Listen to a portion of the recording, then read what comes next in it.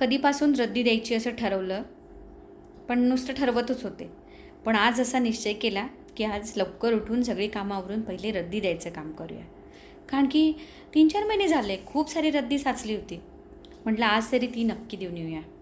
म्हणून आवरून नेहमीचे रद्दीवाल्या काकांकडे निघाले आणि मी मनातल्या मनात चालू होतं बोलणं.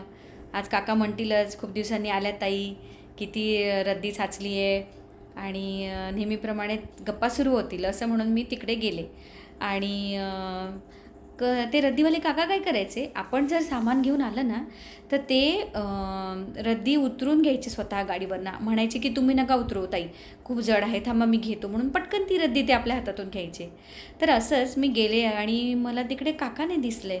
मग मी ते दुसरे एक दादा होते त्यांना विचारलं. म्हटलं का होते नेहमीचे काका कुठे गेले? तर ते म्हणाले अहो ते वारले. काही क्षण मला काही कळलंच नाही. तर कसं काय?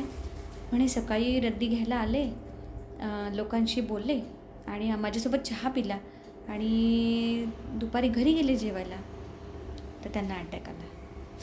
ऐक, इतकं वाईट वाटलं ना. खरं तर तसं पाहिलं तर त्यांचा आणि माझा काहीच संबंध नव्हता, फक्त रद्दीपुरता. पण नेहमी त्यांचं बोलणं, विचारणं, स्वतःहून हातातून रद्दी घेणं, ह्या सगळ्या एक एक गोष्टी मला आठवायला लागल्या. बापरे, खूप भीती वाटली की आजकाल कशाचाच काही भरोसा नाही, नाही का? म्हणून तुम्हाला जेव्हा कोणाला भेटावंसं वाटतं, बोलावंसं वाटतं, नक्की भेटा. एक घट्ट मिठी मारा, कारण आपली माणसं कधी आपल्याला सोडून जातील काही सांगता येत नाही.